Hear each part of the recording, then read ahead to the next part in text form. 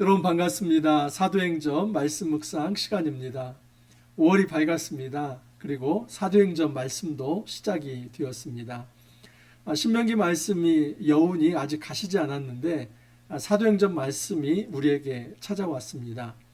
사실 저는 누구보다도 더 기다려왔고 또 기대가 됩니다.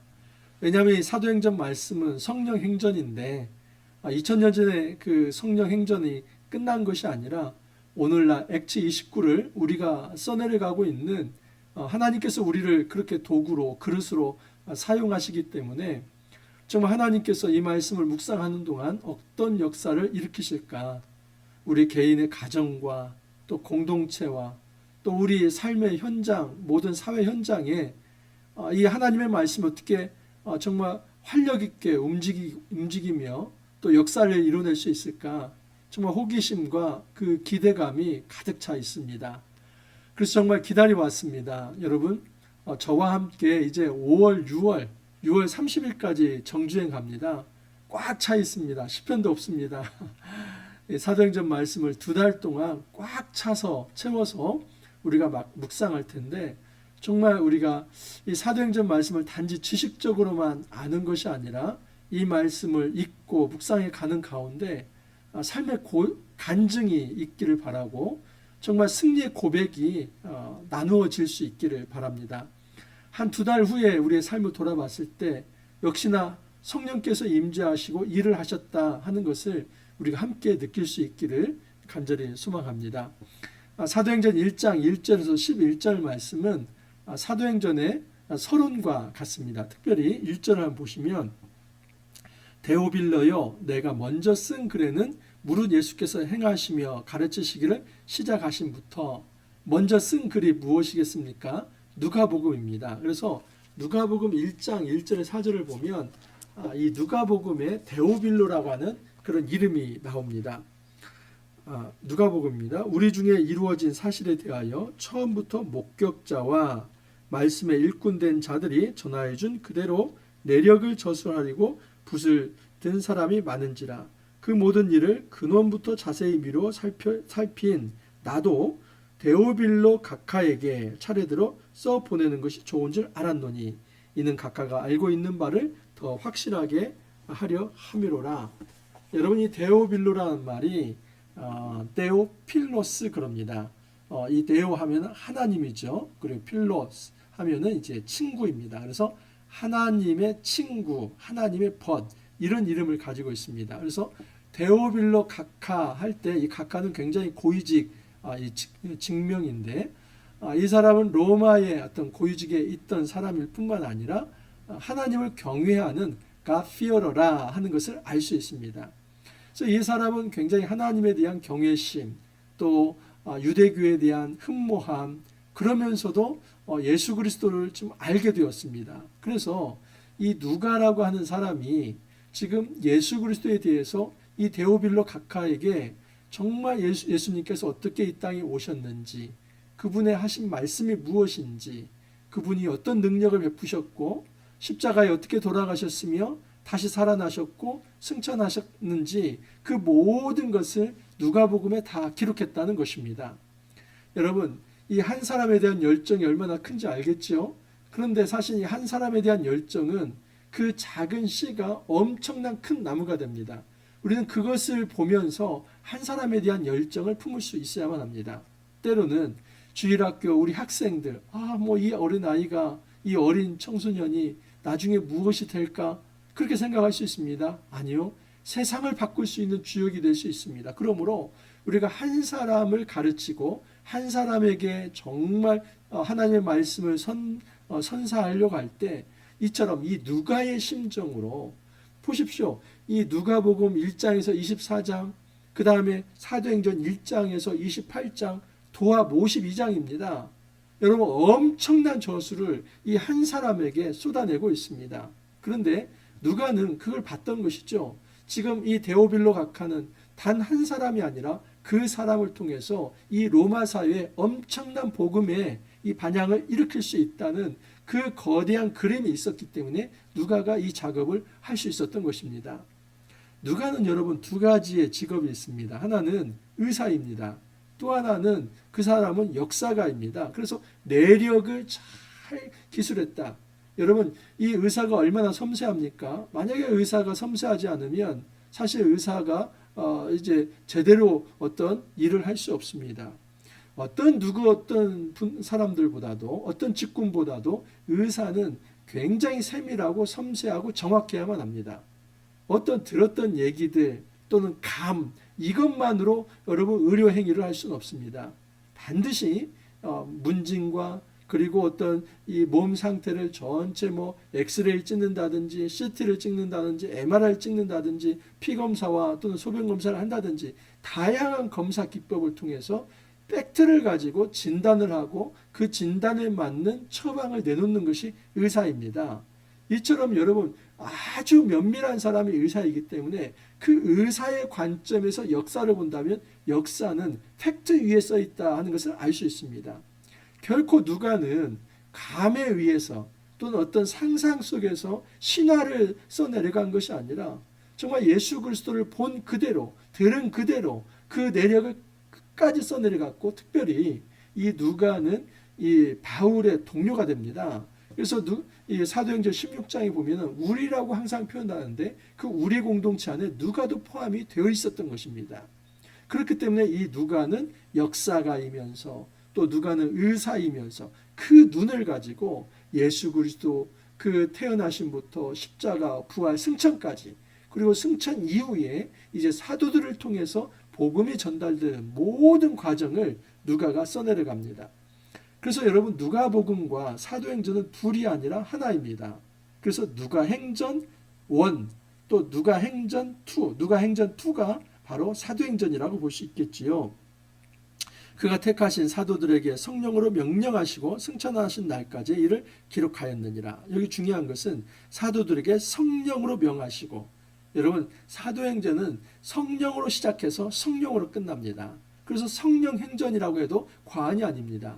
예수님은 성부, 성자, 성령의 삼위일체의 성자의 위격을 가지고 계시죠. 예수님은 부활하시고 승천하셔서 하나님 보좌 우편에 계십니다. 그러면 이 땅에서 사역하시는 이 하나님은 누구이십니까? 성령이죠. 근데 성령의 닉네임이 있습니다. 그것은 그리스도의 영, 예수의 영입니다. 그러므로 성령의 사역은 곧 예수님께서 못다한 사역을 성령께서 하신다는 것을 알 수 있죠. 여러분 예수님께서 제자들에게 사도들에게 이제 마지막 대유임 명령을 내립니다. 그것은 십자가와 부활의 증인이 되라는 겁니다. 너희들은 어디를 가든지 그리스도의 증인이 되라. 어떻게 해요? 성령을 통해서만 가능한 겁니다. 그래서 1장 8절을 보면 오직 성령이 너희에게 임하시면 너희가 권능을 받고 예루살렘과 온 유대와 사마리아와 땅끝까지 이르러 내 증인이 되리라 하시니라. 여러분 이것이 바로 예수님의 마지막 유언과 같은 말씀입니다. 이것은 사도행전의 전체의 개괄적 요약이기도 합니다. 왜 그렇습니까? 여러분 예루살렘에 사람들이 모였을 때에 그곳에서 성령을 기다립니다. 그리고 성령이 임하자 오순절 역사가 터지죠. 그리고 그 오순절 역사 이후에 베드로의 설교를 통해서 3,000명, 5,000명이 회심하면서 주께 돌아옵니다. 여러분 이 일로 인해서 엄청난 이제 제자 공동체가 이제 형성이 된 것이죠. 바로 교회가 시작이 된 겁니다. 자, 근데 그때에 시기하게 되고 그래서 베드로를 잡아 이제 드리려고도 하고 근데 그것을 막을 수 없습니다. 그리고 이제 임시 공동체 그 교회 공동체를 섬기는 일에 있어서 이제 그 헬라파 사람들을 구제하기 위해서 7 집사를 세우고 그 중에 하나가 스데반이었는데 스데반이 이 디아스포라 유대인 중에서 그들과 논쟁하면서 이 스데반이 첫 순교자가 됩니다.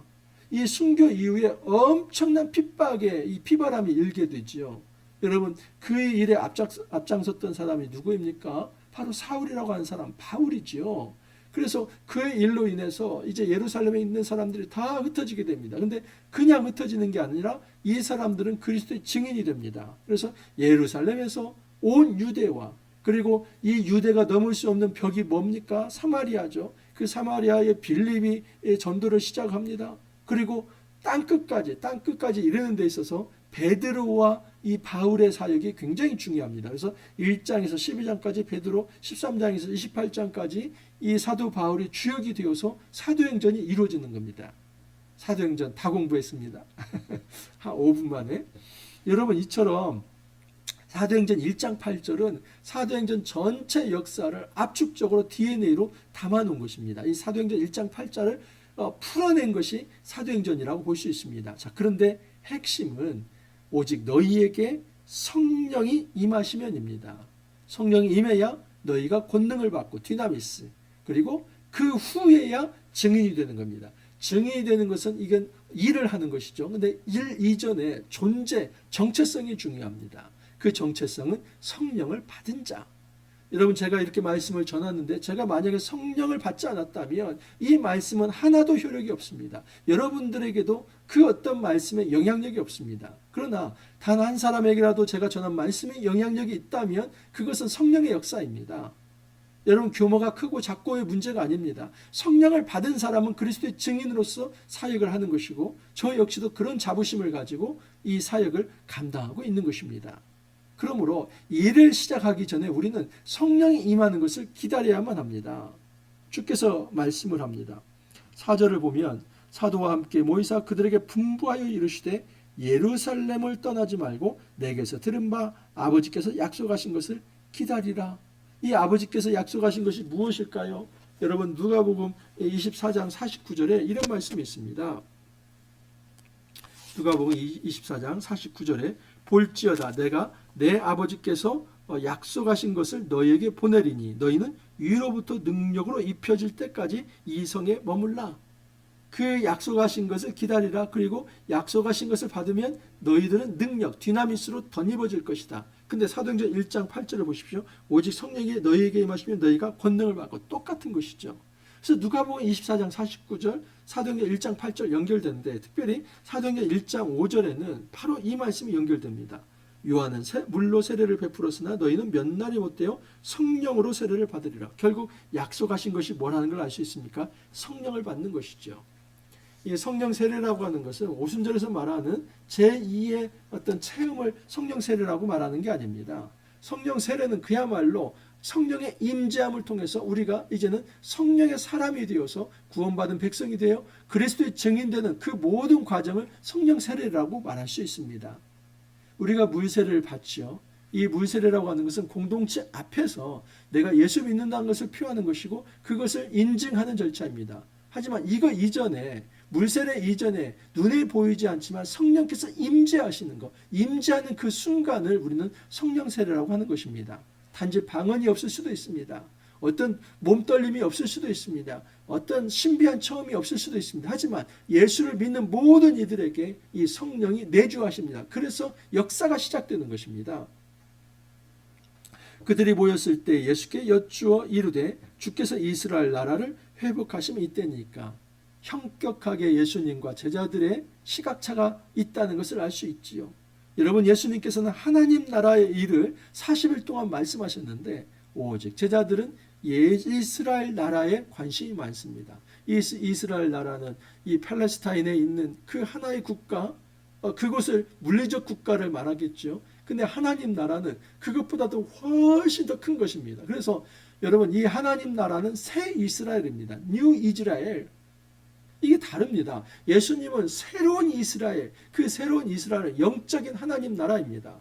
예수 믿는 자는 모두 다 하나님 백성 될 수 있다. 새로운 이스라엘 백성 될 수 있다. 혈통을 떠나서, 인종을 떠나서, 성별을 떠나서 누구나 예수 믿으면 남녀노소를 고하고 이제 남녀노소를 물론하고 다 하나님 백성 될 수 있다. 이게 예수님께서 말씀하신 하나님 나라입니다. 그런데 이 제자들은 무엇을 생각하고 있습니까? 유대인들을 통한 이스라엘 회복, 그 로마의 통치로부터 이 이스라엘이 어떻게 독립할 수 있을까? 이것만 관심이 있습니다. 그래서 예수님이 화제 전환을 하시지요. 이르시되 때와 시기는 아버지께서 자기의 권한에 두셨으니 너희가 알 바 아니요. 때와 시기는 아버지께서 누구의 권한에 두셨다고요? 자기의 권한. 이것은 전적인 하나님의 주권입니다. 마태복음 24장 36절에 보면 그러나 그날과 그때는 아무도 모르나니 하늘의 천사들도 아들도 모르고 오직 아버지만 아시느니라. 그날과 그때 언제입니까? 예수님께서 다시 재림할 때 있죠. 그 하나님 나라가 임하시는 것, 그것은 하나님만 아신다. 너희들 지금 단지 혈통적 이 이스라엘의 회복, 독립적, 정치적, 군사적 회복 여기에만 관심을 갖지 말고 종말론적 소망을 가져라. 그래서 그렇게 말씀을 하십니다. 예수님께서 그 말씀을 마치시고 올려가서 구름이 그를 가려 보이지 않게 하셨다. 그런데 이르되 갈릴리 사람들아 어찌하여 서서 하늘을 쳐다보느냐 너희 가운데 하늘로 올리신 이 예수는 하늘로 가심을 본 그대로 오시리라. 이 두 사람 천사가 이렇게 증언을 하죠. 여러분 요한계시록을 보시면 요한계시록 1장 7절에 이런 말씀이 있습니다. 볼지어다 그가 구름을 타고 오시리라. 각 사람의 눈이 그를 보겠고 그를 찌른 자들도 볼 것이요 땅에 있는 모든 족속이 그로 말미암아 애곡하리니 그러하리라.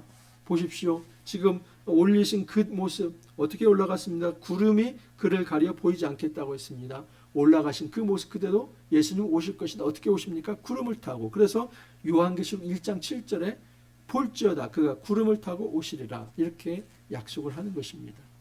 딱 하나 아직 성취되지 않은 예언은 바로 재림 하나입니다. 그날과 그 시는 하나님의 주권에 속한 것이다. 그거 너희들 생각하지 마라. 또는 이 땅이 어떻게 역사 속에서 뭐가 움직이고 그거 다 하나님의 주권에 속한 것이다. 너희들이 초점을 가지고 너희들이 정말 깊이 생각해야 할 것은 하나님 나라의 일이다. 여러분 이 하나님 나라의 일은 예수 그리스도를 통해서 예수를 믿음을 통해서 공동체가 형성이 되고 그 공동체가 그리스도의 충만함을 세상에 드러내는 일입니다. 그것이 바로 하나님 나라의 일입니다. 거기에는 관심을 갖지 않고 단지 눈에 보이는 물리적 국가의 형성, 누가 왕이 되고 그리고 그 왕 속에서 어떻게 정치적 질서가 재편될 것인가 그것만 관심을 갖는 것은 제대로 된 그리스도의 제자의 삶이 아니다 하는 것을 우리에게 가르쳐 줍니다. 진정한 제자의 삶은 무엇입니까? 바로 사도행전 1장 8절을 성취하는 사람입니다. 너희에게 성령이 임하시면 너희가 권능을 받고 예루살렘과 온 유대와 사마리아 땅 끝까지 이르러 그리스도의 증인이 되는 삶, 그것이 바로 진정한 제자의 삶이라고 볼 수 있습니다. 여러분 이제 사도행전 말씀 시작이 되었습니다. 우리가 함께 기대감을 가지고 이 말씀 붙들었으면 좋겠습니다. 과연 사도행전 1장 8절의 말씀이 우리 공동체는 어떻게 지금 성취되고 있는가? 우리 가정에는 이 성령의 충만함의 역사가 어떻게 일어나고 있는가? 성령의 임재를 통해서 뭐가 바뀌어지고 있고 변화되고 있는가? 여러분 그 정말 세밀하고 또 정말 풍성한 이 승리의 고백을 우리가 간증으로 서로 나눌 수 있는 날이 있기를 바랍니다. 2달 후에는 단지 우리가 문자적 말씀을 읽고 거기서 깨달음에서 그치지 않고 정말 이 성령의 역사가 우리의 가정과 공동체와 삶의 현장에서 어떻게 일어났는지를 서로 간증하며 나눌 수 있기를 간절히 소망합니다. 이렇게 기도합니다. 주님 감사합니다. 이 복된 날 허락하여 주시고 5월 첫날을 주님 허락하여 주시사 말씀과 함께 시작할 수 있게 해주시니 감사합니다. 특별히 이제 사도행전 말씀을 묵상하게 되었습니다. 오직 너희가 성령을 받으면 권능을 받고 그리고 예루살렘과 온 유대와 사마리아와 땅끝까지 이르러 내 증인이 되리라 그렇게 말씀하여 주셨는데 정말 우리가 이 말씀 기억하면서 성령을 받아서 성령 충만함으로 그리스도의 증인이 되어서 온 땅에 이르러 그렇게 복음을 전하는 자로 살아갈 수 있게 하여 주옵소서.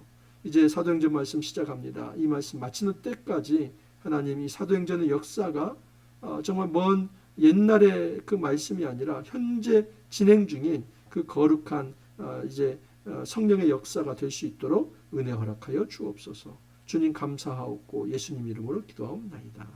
아멘. 여러분 사도행전 말씀 시작되었습니다. 우리 첫발 잘 떼었는데 마지막 6월 30일까지 함께 정주행 할 수 있기를 바랍니다. 오늘 하루도 여러분 힘차게 5월 잘 시작하시길 바라고 또 내일 찾아뵙도록 하겠습니다. 감사합니다.